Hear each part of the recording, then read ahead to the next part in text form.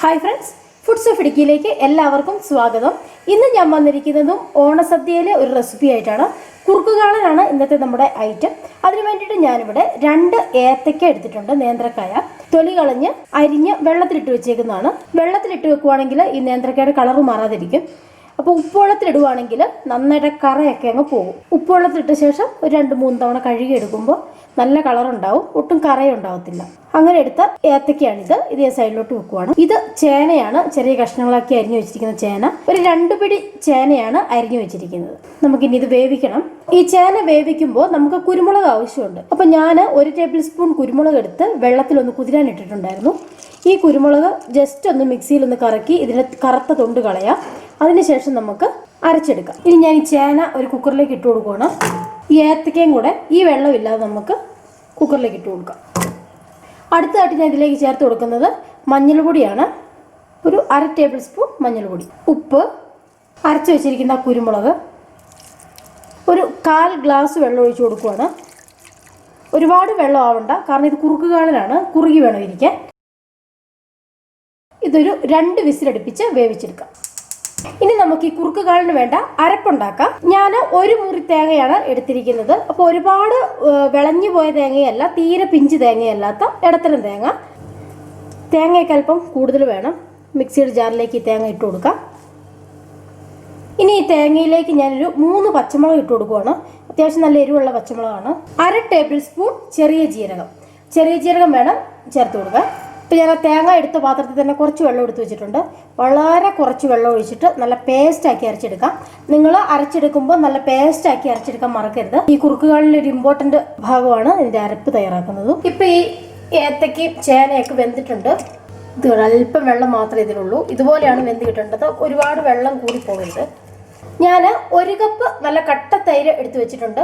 അത്യാവശ്യം പുളിയുള്ള തൈരുമാണ്, നല്ല തൈര്. ചെറുതായിട്ട് പുളിയുള്ള തൈര് തന്നെ ചേർത്ത് കൊടുക്കണം. തൈര് ഇതിലേക്ക് ചേർത്ത് കൊടുക്കാം. അതിനുശേഷം ഇപ്പോൾ ഫ്ലെയിം ഓണാക്കി കൊടുത്തിട്ടുണ്ട്. ഈ തൈരും ഈ കഷ്ണങ്ങളോടെ നന്നായിട്ടൊന്ന് യോജിച്ച് കുറുകി വരണം. ഇങ്ങനെ കുറുക്കി എടുക്കുന്നതുകൊണ്ടാണ് ഇത് കുറുക്കുകാളൻ എന്ന് പറയുന്നത്. ഇപ്പോൾ ഈ തൈരിൽ കിടന്നിട്ട് ഈ കഷ്ണങ്ങളൊന്ന് കുറുകി വരട്ടെ.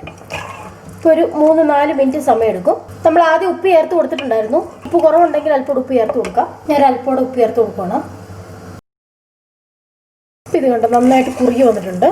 ഇനി നമുക്ക് അരപ്പ് ചേർത്ത് കൊടുക്കാം. ഇത്രയും കുറുകിയതിന് ശേഷമാണ് അരപ്പ് ചേർക്കേണ്ടത്. അപ്പോൾ ഇതുപോലെ നല്ല പേസ്റ്റൊക്കെ ഞാൻ തേങ്ങ അരച്ച് വെച്ചിട്ടുണ്ട്. ഇനി അരപ്പ് നന്നായിട്ട് ഇളക്കി യോജിപ്പിക്കാം. ഈ അരപ്പൊന്ന് ചൂടാവണം. 2-3 മിനിറ്റ് ഇങ്ങനെ ഇരുന്നത് ഈ അരപ്പൊന്ന് ആവി കയറട്ടെ. അരപ്പ് ഒന്ന് വേവണം. ഇപ്പോൾ ഈ അരപ്പിലൊക്കെ നന്നായിട്ട് ആവി കയറിയിട്ടുണ്ട്. ഉപ്പൊക്കെ ഒന്ന് കറക്റ്റ് ചെയ്തതിന് ശേഷം ഇതിൻ്റെ ഫ്ലെയിം ഓഫ് ചെയ്യാം. ഇപ്പം ഞാൻ ഉപ്പ് നോക്കിയപ്പോൾ ഉപ്പൊക്കെ പാകത്തിനുണ്ട്. തീ ഓഫ് ചെയ്യുവാണ്. നമുക്കിനി കുറുക്കുകാളനൊന്ന് കടുക് പൊട്ടിക്കണം. കടുക് പൊട്ടിക്കാനായിട്ട് ഒരു ചെറിയ പാനിലേക്ക് ഞാൻ 1.5 ടേബിൾ സ്പൂൺ വെളിച്ചെണ്ണ ഒഴിച്ചു കൊടുക്കുകയാണ്. ഇത് വെളിച്ചെണ്ണയിൽ തന്നെ ഉണ്ടാക്കണം. എണ്ണ നന്നായിട്ട് ചൂടായി വരട്ടെ. എണ്ണ നന്നായിട്ട് ചൂടായിട്ടുണ്ട്. 1/2 ടേബിൾ സ്പൂൺ കടുക് പൊട്ടിക്കാം. ചിലരൊക്കെ ഈ കടുകിൻ്റെ കൂടെ 2-3 ഉലുവയും കൂടെ പൊട്ടിക്കുക ചെയ്യുന്നത്. ഞാനൊരു അല്പം ഉലുവയുടെ പൊടിയാണ് ചേർക്കുന്നത്. അപ്പോൾ ഉലുവ പൊടിയാവുമ്പോൾ ഉലുവയുടെ ടേസ്റ്റ് നന്നായിട്ടുണ്ടാവും. ഉലുവ വെറുതെ മൊരിച്ച് ചേർത്താൽ അത്രയ്ക്കൊരു ഉലുവയുടെ ഒരു ഫ്ലേവർ കിട്ടത്തില്ല. ഒരു 3 വറ്റൽമുളക് ചേർത്ത് കൊടുക്കാം. ഒരു 2 തണ്ട് കറിവേപ്പില. ഞാൻ ഓഫ് ചെയ്യുവാണ്. ഉലുവ നിങ്ങൾ വെറുതെ ഒന്ന് വറുത്തതിന് ശേഷം പൊടിച്ചെടുക്കുക. ഇപ്പം ഞാൻ അങ്ങനെ പൊടിച്ച് വെച്ചിരിക്കുന്ന ഉലുവയാണ്. ഇതിൽ നിന്നൊരു 3 പിഞ്ച് ഉലുവ പൊടി ഞാൻ ചേർത്ത് കൊടുക്കുകയാണ്. തീ ഓഫ് ചെയ്തിട്ട് ചേർക്കുവാണെങ്കിൽ കരിഞ്ഞു പോകാതിരിക്കും. ഇനി ഇത് നമുക്ക് കുറുക്കുകാളനിലേക്ക് ചേർത്ത് കൊടുക്കാം.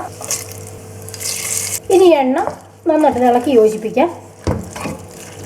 അപ്പോൾ വള്ളുവനാടൻ സദ്യയിലെ സ്പെഷ്യൽ ഐറ്റമായ നമ്മുടെ കുറുക്കുകാളൻ തയ്യാറായിട്ടുണ്ട്. നമുക്കൊന്ന് സെർവ് ചെയ്യാം. അപ്പോൾ ഈ ഓണം സ്പെഷ്യൽ കുറുക്കുകാളൻ്റെ റെസിപ്പി നിങ്ങൾക്ക് എല്ലാവർക്കും ഇഷ്ടമായെന്ന് കരുതുന്നു. ഇഷ്ടമായെങ്കിൽ ഒന്ന് ലൈക്ക് ചെയ്യുക, ഷെയർ ചെയ്യുക, ചാനൽ ഒന്ന് സബ്സ്ക്രൈബ് ചെയ്യുക. മറ്റൊരു റെസിപ്പിയുമായിട്ട് അടുത്ത ദിവസം വരാം. Take care, by.